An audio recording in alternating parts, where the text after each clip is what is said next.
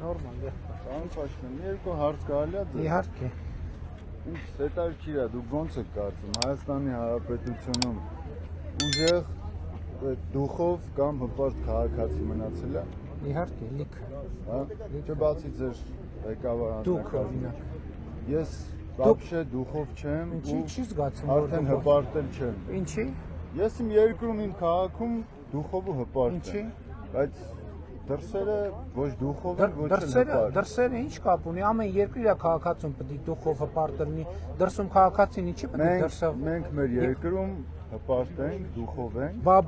Բա ես մեր երկրի պատասխանատուն եմ, բա դրսի պատասխանատուն ես եմ։ Բայց Հայաստանից ելնում ես դուրս, էլ դու ոչ դուխով ես, ոչ է հպարտ ես, որովհետև մնացածը արդեն դուխոված է ու հպարտացել է։ Եղբայր, ուրեմն Ու այդ խաղաղությունը, պարոն Փաշինյան, որ ժամանակավոր բերել եք մեզ, որ այդ խաղաղությունը կապված է զուտ ձեր անձի հետ, որովհետև բազմից ես եւ դուք եւ մնացածը շեշտում եք, որ եթե դուք չլինեք, պատերազմ կլինի։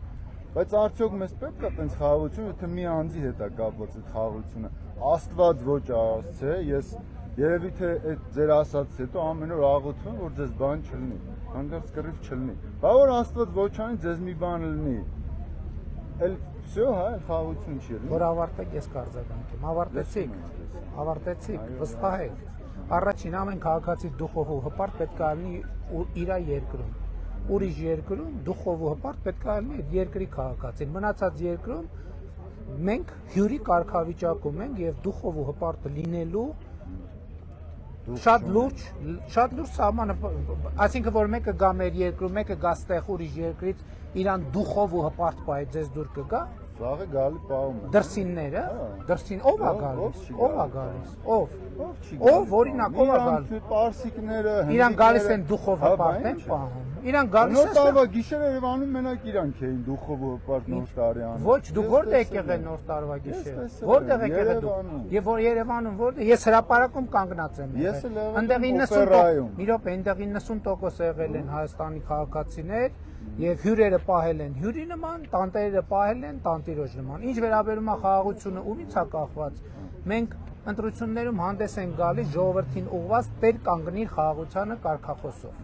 Դա նշանակում է, որ մենք մարդկանց ասում ենք, որ խաղաղությունը ոչ թե ինձնից է կախված կամ մեր թիմից է կախված, խաղաղությունը կախված է ժողովրդից։ Եվ ժողովուրդը այս ընտրություններում խաղաղության իր կամքը պետքա ցույց տա։ Ինչպես պետք է ժողովուրդը իր այս ընտրություններում խաղաղության իր կամքը ցույց տա։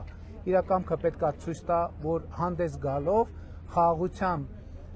ծրագրով եւ կարգախոսով հանդես եկող ուժերի օգտին, որովհետեւ այն ուժերը, ովքեր գալիս են, ասում են 29743 քառակուսի կիլոմետրով մենք չպետքա բավարարենք, այդ ուժերի հաղթանակը նշանակում է կոնֆլիկտ, նշանակում է պատերազմ։ Այն ուժերը, ովքեր պաշտոնական իրանց բաներով, վիդեոներով հանդես են գալիս Հայաստանի Հանրապետության միջազգայինորեն ճանաչված տարածքից դուրս քարտեզներով, այդ ուժերի իշխանության գալը նշանակում է կոնֆլիկտ եւ պատերազմ։ Մենք չենք ասում, որ խաղաղությունը կախված է մեզնից, մենք ասում ենք խաղաղությունը կախված է ժողովրդից եւ ժողովուրդը այս ընտրություններում պետք է խաղաղությունը տեր կանգնելու իր կամքը ցույց տա։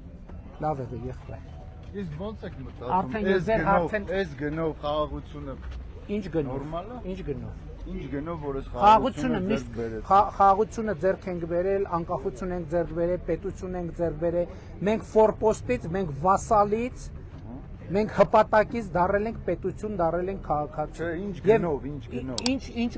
Ինչ գնով։ Եթե մի ամեն օր ինձ ծեծեք, օրինակ, ամեն օր։ Ու ես սկսեմ դրանից հետո ձեզ ամեն ինչ տալ, բարձրաց չեք ծեծել։